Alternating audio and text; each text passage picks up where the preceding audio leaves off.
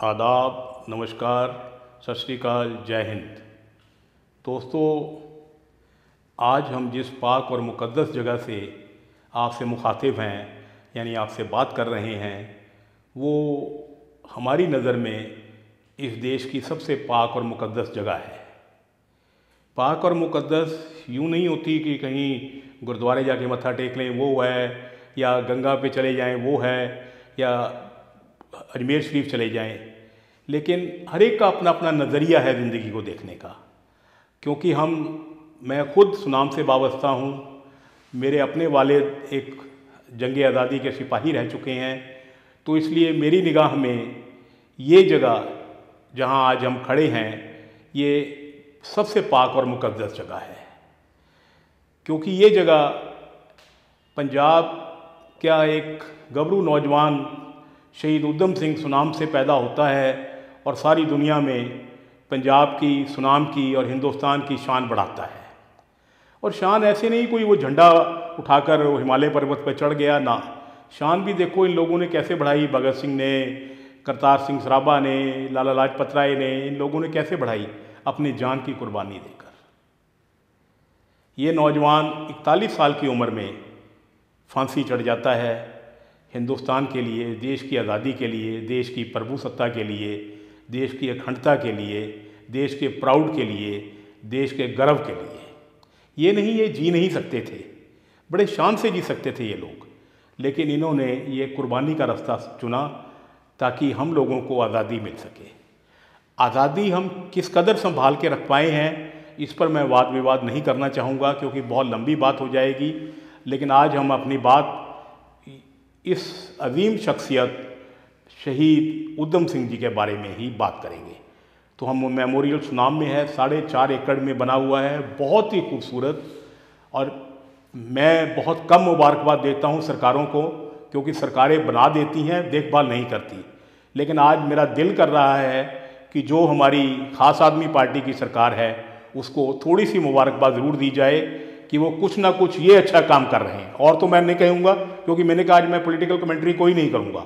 ये इसकी देखभाल, इस मेमोरियल की देखभाल अच्छे से कर रहे हैं। शायद वो यहाँ सुनाम से एक लड़का है जिसके पास ना डंडी है ना झंडी है, वो शायद सुनाम से है, शायद उसके दिल में इसका प्यार जागा हो, वो शायद करवा रहा हो। आइए अब हम सारे आपको नायाब तस्वीरें दिखाएंगे, उनकी हिस्ट्री बताने की कोशिश करेंगे, कहाँ से कहाँ उन्होंने सफ़र तय किया। ये इनको आप बहुत ध्यान से देखिएगा, क्योंकि फिल्में तो हम बहुत देखते हैं, ये रियलिटी है, ये सच्चाई है। उधम सिंह के ऊपर 2-3 फिल्में बन चुकी हैं, राज बब्बर साहब ने बनाई है, विकी कौशल ने बनाई है, लेकिन असली फिल्म हम आपको दिखा रहे हैं। वहाँ कुछ ड्रामेटाइजेशन हो जाता है, कुछ अडॉप्टेशन हो जाती हैं, ये हम आपको रियलिटी दिखा रहे हैं। आइए सैमी जी दिखाएं इनको, आइए। हाँ, ये जो पहली तस्वीर हम आपको दिखा रहे हैं, ये उनके जन्म के बारे में बताई गई है कि 1899 में उनका सुनाम में जन्म होता है। लेकिन उनके माँ बाप छोटी उम्र में अल्लाह को प्यारे हो जाते हैं, तो उनके रिश्तेदार उनको अमृतसर यतीम खाने में छोड़ देते हैं। आइए आगे चलते हैं। ये जो आपको नज़र आ रहा है, ये पुतली घर में, अमृतसर पुतली घर जगह है जहाँ एक खालसा अनाथ आश्रम था, सेंट्रल खालसा ऑर्फनेज, वहाँ उनके दाखिले के सब दस्तावेज हैं।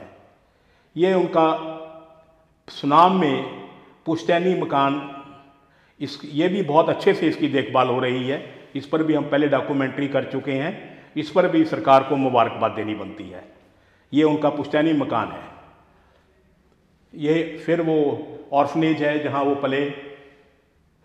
अभी ये देखिए, ये सब तस्वीरें, ये जब ये इंग्लैंड चले गए, वहाँ उन्होंने इंग्लैंड गए थे, तो गुरु नानक देव जी का वहाँ जन्म दिवस मनाया गया, तो वहाँ वो अपने सब साथियों के साथ, गदरी बाबों के साथ, गदर लहर वहाँ से इंग्लैंड से शुरू हुई थी, उनके साथ सब बैठे तस्वीर खिंचा रहे हैं। ये बहुत नायाब तस्वीर है, ध्यान से देखिएगा इसको।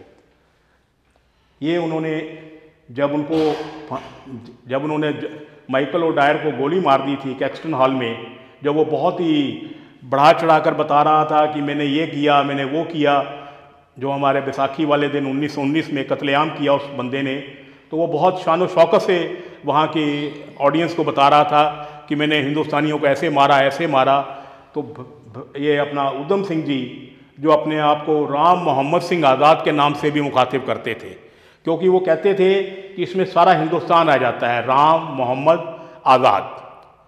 तो ये इतने, आप देखिए कितनी लिबरलाइजेशन थी इस आदमी की सोच में, कमाल की सोच थी।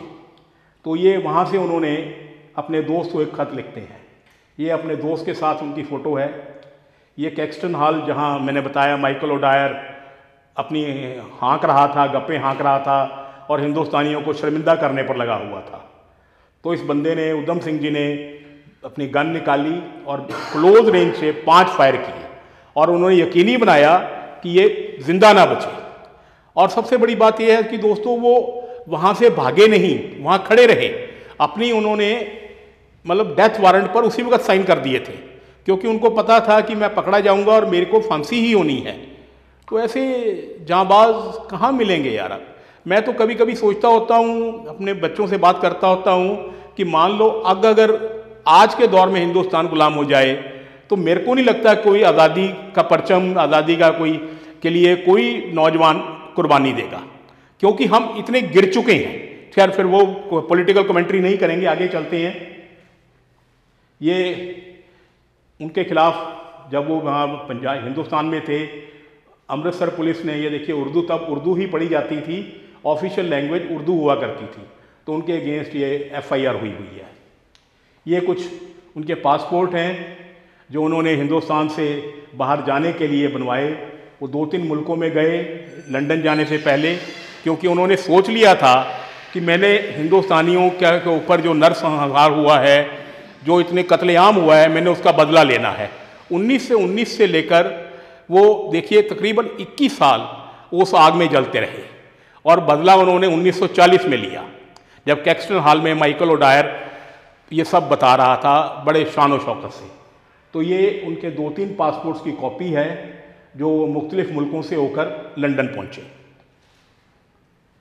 अच्छा, ये हम यहाँ आते हैं। ये एक संदूक है, बॉक्स है लकड़ का, जो शहीद उधम सिंह जी के पुश्तैनी मकान में था, वहाँ से ये मेमोरियल के लिए ले आया गया है।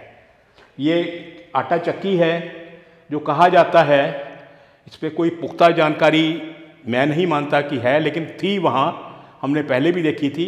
इससे इसके जो घर वाले थे, जब आटा कोई चक्कियाँ नहीं थी, ये हैंड ड्रिवन चक्कीज होती थी, ये आटा पीसते थे और फिर ये सब घर वाले उस पर खाना खाते थे।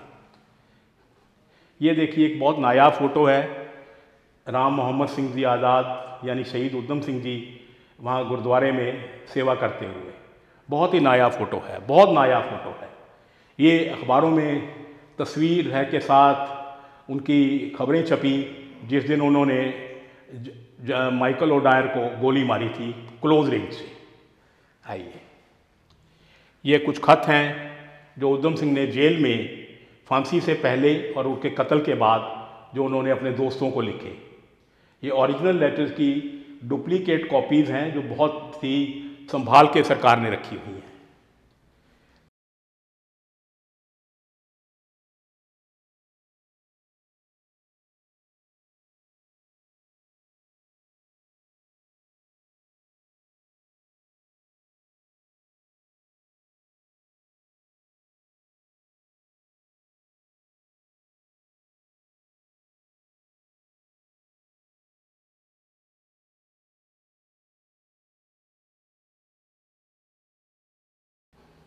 ये देखिए, ये सबसे नायाब फ़ोटो है।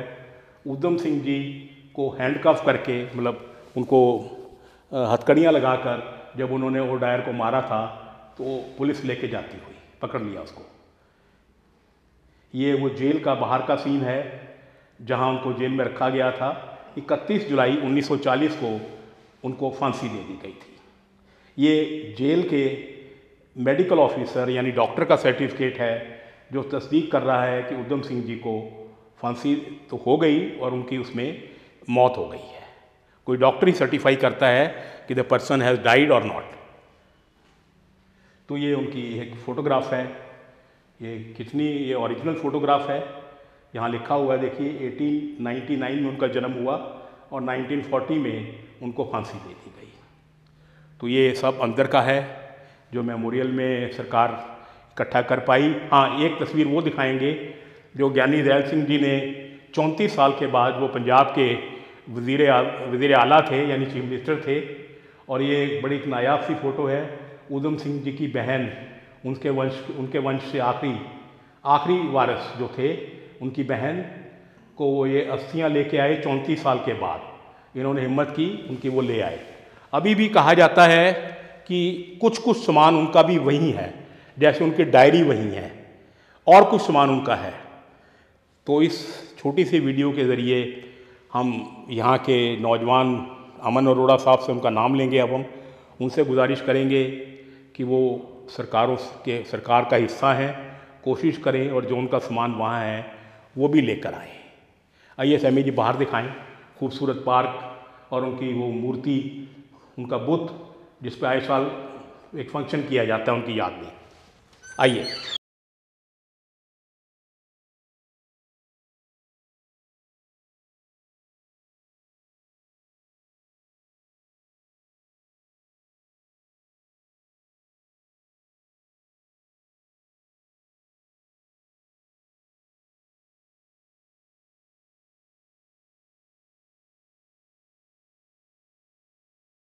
ये जो हम देख रहे हैं चारों तरफ, ये 4.5 एकड़ में बनी हुई जगह है, मेमोरियल है। ये बहुत खूबसूरत लॉन देखिए, आपको दिखा रहे हैं हम। बहुत खूबसूरत लैंडस्केपिंग की हुई है, बहुत ही खूबसूरत है। और ये जो सामने अब आप बुत नज़र आ रहा है, ये अमर शहीद उधम सिंह जी का है, जो ब्रोंज से बना है, कांसे का बना हुआ है। और जब भी उनकी यहाँ बरसी मनाई जाती है तो मेन फंक्शन वहाँ से इस बुत से वो करते हैं, शुरुआत करते हैं और वहीं ख़त्म होती है। यहाँ फिर वो पाठ कर लेते हैं, फिर एंड वहीं होता है। जो चीफ़ गेस्ट साहब होते हैं, मे बी हमारे चीफ मिनिस्टर हों या कोई मिनिस्टर हो, तो वो सब ये फाइनल सेरेमनी यहीं होती है। तो बहुत ही खूबसूरत जगह। जितना बड़ा इंसान, जितना उसने कुर्बानी की, जितनी बड़ी शहादत दी, उतनी ही अच्छी तरह से सरकारों ने मैं कहूँगा ये मेमोरियल उनकी याद में बनाया है। दोस्तों, हम यहाँ से रुखसती लें, आप लोगों से इजाज़त लें, उससे पहले मैं 2-3 बातें ज़रूर करना चाहूँगा। पहले तो मैं बीइंग ए डॉक्टर, मैं कुछ NRIs मेरे दोस्त हैं बाहर, USA, UK, इंग्लैंड, जर्मन, काफ़ी जगह हैं। वो सब लोग साल में 1-2 मरतबा आते हैं। तो कोई गोवा जाना पसंद करता है, कोई थाईलैंड जाना पसंद करता है, कोई शिमले जाना पसंद करता है। लेकिन उनमें से कोई भी, मैं दावे से कह सकता हूँ, किसी भी शहीद के मेमोरियल पर जाना पसंद नहीं करता। मैं ये नहीं कहता कि उधम सिंह जी के मेमोरियल पर आइए। मैं ये कहता हूँ जितने हमारे पंजाब में मेमोरियल्स हैं, जितने पंजाबी NRIs हैं, उनको कम से कम इन मेमोरियल्स पर ज़रूर आना चाहिए और अपने बच्चों को बताना चाहिए कि उधम सिंह जी कौन थे, भगत सिंह जी कौन थे, मदन लाल ढींगरा कौन थे, सुखदेव थापर कौन थे। अगर हम अपना पास्ट भूल जाएंगे, अगर हम अपना जिन्होंने कुर्बानी दी है हमारे लिए उनको भूल जाएंगे, तो वक्त भी हमें कभी माफ़ नहीं करेगा। ये बहुत ज़रूरी है। और दोस्तों, जितने NRIs हैं, अगर आज वो USA हैं, UK हैं, तो अगर मुल्क, इन लोगों ने शहादतें दी हैं, इन लोगों ने कुर्बानियाँ दी हैं, तभी वो वहाँ गए हैं ना। नहीं तो सब यहीं मर खप जाते, कोई डॉक्टर भी ना बन पाता। दूसरी बात, मैं सरकारों से कहना चाहूँगा, पंजाब सरकार से, हरियाणा सरकार से, दिल्ली सरकार से, कोई भी बन जाए, हमें उससे मतलब नहीं होता क्योंकि हम सियासी लोग नहीं हैं, कि जितने मेमोरियल्स हैं, मैंने नाम लिए, मदन लाल ढींगरा, लाला लाजपत राय, सुखदेव, भगत सिंह जी, उधम सिंह जी, यहाँ अपने स्कूल के बच्चों को, कॉलेज के बच्चों का टूर लेके आया करो यार। आज देखकर मुझे बहुत मायूसी हुई, एक भी बंदा यहाँ नहीं आया हुआ देखने।